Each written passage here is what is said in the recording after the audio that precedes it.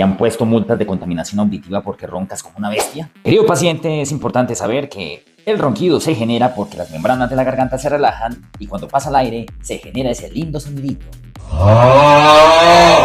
Para evitar que eso pase, evite tomar alcohol antes de ir a dormir. Segundo, no se acueste boca arriba.